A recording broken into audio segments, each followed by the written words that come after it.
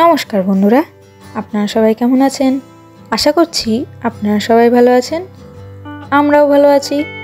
তো আজকে আপনাদের জন্য আরেকটা নতুন রেসিপি নিয়ে চলে এসেছি। সেটা হচ্ছে ভোলা মাছের শুকনো। তো ভোলা মাছের শুকনো কীভাবে তৈরি করছি সেটাই আপনাদের সাথে শেয়ার করছি। চলুন একবার দেখে নেওয়া যাক ভোলা মাছ রান্না করতে কী কী লাগছে। এখানে টমেটো লাগবে 5টা মিডিয়াম সাইজের, পেঁয়াজ লাগবে 2টো মিডিয়াম সাইজের, আদা লাগবে, রসুন লাগবে, আর এখানে ধনেপাতা লাগছে কিছুটা। তো এবার মশলাটা করে নিই চটপট। ভোলা মাছটা রান্না করার আগে এখানে ভোলা মাছ নিয়েছি 400 গ্রাম মতন। মাছটাকে কেটে পরিষ্কার করে ভালোভাবে ধুয়ে নিয়েছি, তারপরে লবণ হলুদ মাখিয়ে রেখে দিয়েছি। এবারে মশলাটা করে নেব। তো তার জন্য পেঁয়াজটাকে কুচি কুচি করে কেটে নিয়েছি, লঙ্কা নিয়েছি কাঁচা লঙ্কা, আর এখানে টমেটোটাকেও ছোট ছোট করে কেটে নিয়েছি, ধনেপাতাও ছোট ছোট করে কেটে নিয়েছি। তো চলুন এবার মশলাটা তৈরি করে নিই। মশলাটা তৈরি করব রসুন, আদা, পেঁয়াজ আর কাঁচা লঙ্কা দিয়ে। মশলাটা আমি শিলনোড়াতে করে নিচ্ছি, আপনারা চাইলে মিক্সচার গ্রাইন্ডারও করে নিতে পারেন, কিন্তু মিক্সচার গ্রাইন্ডারে করলে না সেরকম স্বাদটা থাকে না, সেই জন্য পাটাপুতাতেই আমি মশলাটা করে নিয়েছি। তো এবারে রান্নাটা শুরু করা যায়। তো তার জন্য এখানে নিয়ে নিয়েছি একটা কড়াইটা একটু ভালোভাবে গরম হতে দিয়েছিলাম।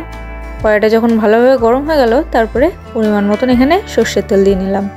সর্ষের তেলটাও যখন ভালোভাবে দেখছি গরম হয়ে গেছে, তারপরে এখানে আস্তে আস্তে মাছগুলো দিয়ে দেবো। এক এক করে মাছগুলো সব দিয়ে হালকা লাল লাল করে ভেজে নিচ্ছি। তো মাছগুলো ভাজা হয়ে গেলে তারপরে তুলে নেবো এক এক করে। তো আপনারা অবশ্যই জানাবেন ভোলা মাছ আপনারা কারা কারা খেতে ভালোবাসেন।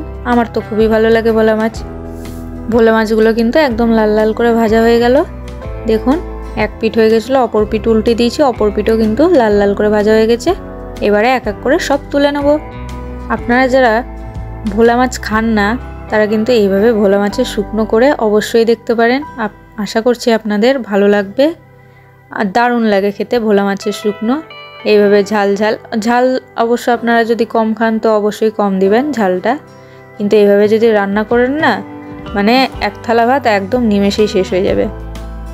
তো এবারে আপনাদের সাথে কথা বলতে বলতে তো চলুন আবার রান্নাটা করে নিই। তো এখানে দিয়ে দিলাম মশলাটা। তো তার আগে মাছগুলো তুলে নেওয়ার পরে আবারও কিছুটা আমি তেল দিয়েছিলাম এখানে।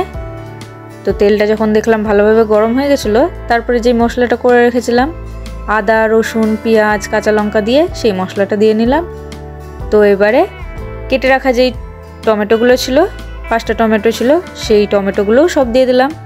দিয়ে ভালোভাবে নাড়াচাড়া করে নিয়ে এবারে দিচ্ছি হলুদ, তারপরে পরিমাণ মতন লবণ দিয়ে নেব। আপনারা যেরকম স্বাদ মানে লবণের স্বাদ খেতে পছন্দ করেন সেই রকম লবণ দেবেন। তো এখানে দিয়ে নিলাম আমি। এবারে ভালোভাবে নাড়াচাড়া করে মশলাটাকে আমি কষিয়ে নেব। এই ভোলা মাছের শুকনো কিন্তু মশলাটা কষাই করাটাই আসল ব্যাপার।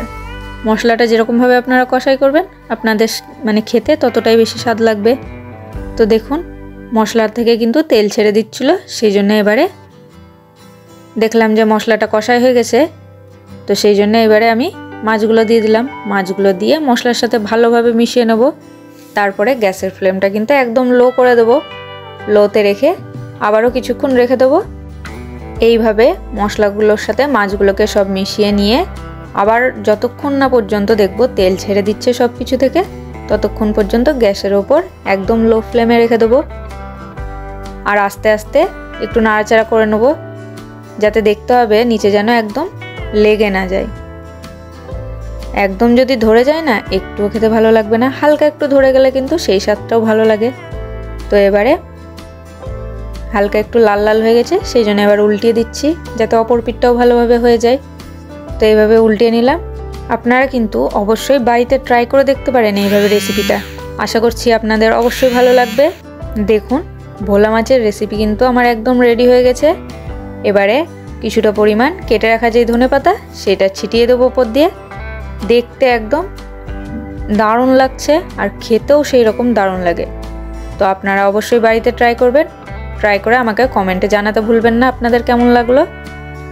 আরও নতুন নতুন ভিডিও পেতে আমার চ্যানেলটিকে অবশ্যই সাবস্ক্রাইব করে দেবেন।